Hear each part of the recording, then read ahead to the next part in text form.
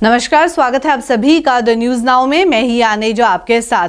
आज से special session parliament का शुरू हो गया है। 18 से 22 सितंबर तक ये सेशन चलने वाला है। 5 दिन का सेशन रहेगा, जिसके चलते मैं आपको बता दूं 11 बजे से लोकसभा में सेशन स्टार्ट होना था। उससे कुछ समय पहले प्रधानमंत्री नरेंद्र मोदी ने एक प्रेस कॉन्फ्रेंस कर इसके बारे में जानकारी दी कि क्या कुछ एक्सपेक्टेड है इस सेशन में से, क्योंकि बहुत ज़्यादा स्पेकुलेशंस देखने को मिल रही थी कि क्या ये सेशन इसीलिए स्पेसिफिकली रखा गया है कि इंडिया का नाम बदल के अब भारत रख दिया जाएगा, या क्या कुछ इस सेशन में से निकल के आएगा। बहुत ज्यादा ऑपोजिशन की ओर से भी इसमें देखने को मिल रहा था कि एक क्रिटिसिज्म जो है वो देखने को मिल रहा था कि क्या जरूरत थी इस सेशन को रखने की, और एजेंडा भी अभी तक क्लियर नहीं था। इसी के चलते मैं आपको बता दूं, हाल ही में एक प्रेस वार्ता हुई है जिसमें उन्होंने क्लैरिफाई किया है, प्रधानमंत्री नरेंद्र मोदी ने इसके बारे में जानकारी दी है कि इस सेशन में से क्या कुछ आप एक्सपेक्ट कर सकते हैं। मैं आपको बता दूं, ये कहा है उन्होंने कि ये सेशन हालांकि छोटा रहने वाला है, पर कई ऐतिहासिक फैसले इसमें लिए जाएंगे। जो अभी तक हमारे पास इंफॉर्मेशन आई है उसके मुताबिक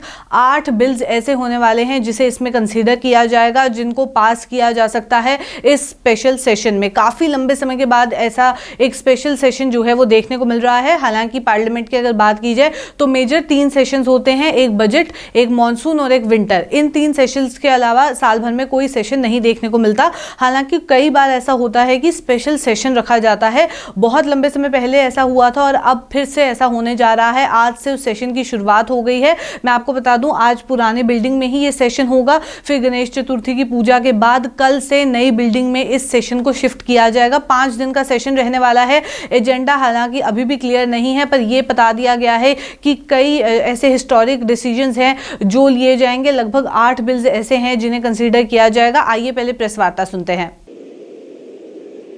मून मिशन की सफलता, चंद्रयान 3, हमारा तिरंगा फहरा रहा है।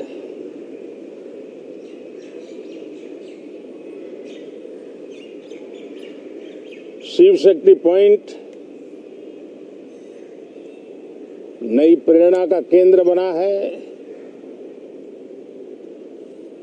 तिरंगा पॉइंट हमें गर्व से भर रहा है। पूरे विश्व में जब इस प्रकार की उपलब्धि होती है तो उसको आधुनिकता से, विज्ञान से, टेक्नोलॉजी से जोड़ करके देखा जाता है। जब ये सामर्थ्य विश्व के सामने आता है तो भारत के लिए अनेक संभावना, अनेक अवसर हमारे दरवाजे पर आकर के खड़े हो जाते हैं। G20 की अभूतपूर्व सफलता, 60 से अधिक स्थानों पर विश्व भर के नेताओं का स्वागत, मंथन और ट्रू स्पिरिट में फेडरल स्ट्रक्चर का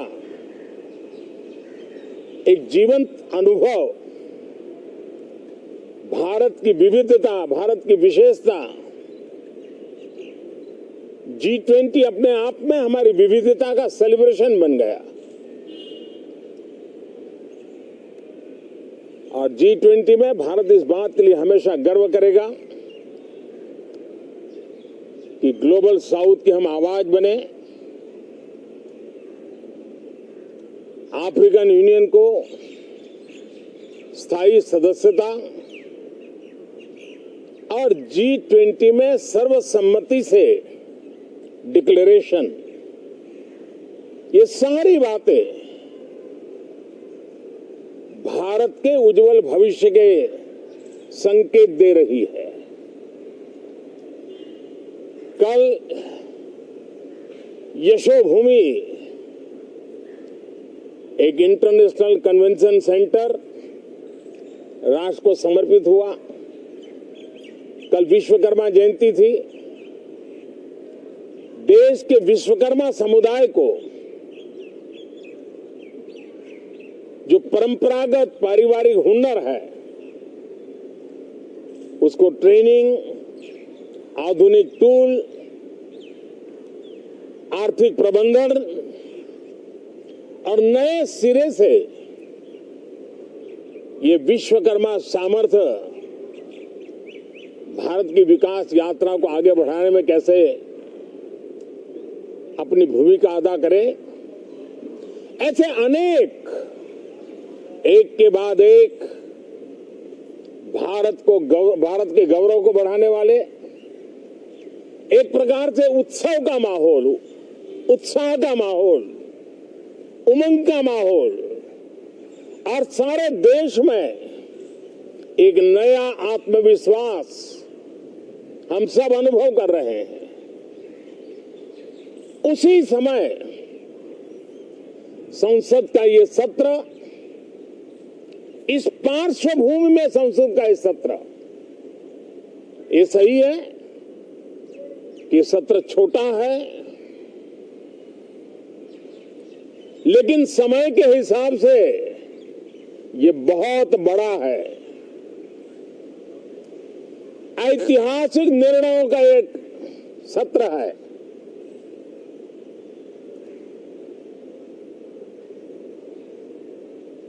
ये सत्र की एक विशेषता ये तो है कि आप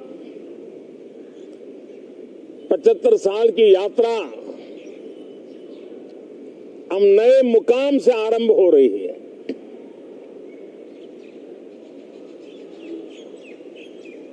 जिस मुकाम पर 75 साल की यात्रा की,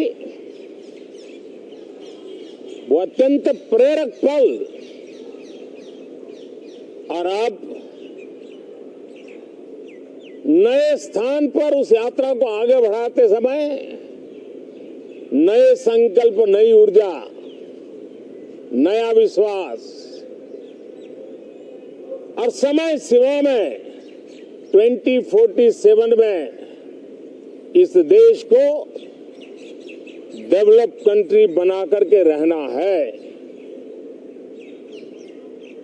इसके लिए आने वाले जितने भी निर्णय होने वाले हैं वो इस नए संसद भवन में होने वाले हैं, और इसलिए अनेक प्रकार से महत्वपूर्ण ये सत्र है। मैं सभी आदरणीय सांसदों से आग्रह करता हूं कि छोटा सत्र है, ज्यादा से ज्यादा समय उनका मिले, उमंग और उत्साह के वातावरण में मिले। रोने धोने के लिए बहुत समय होता है, करते रहिए।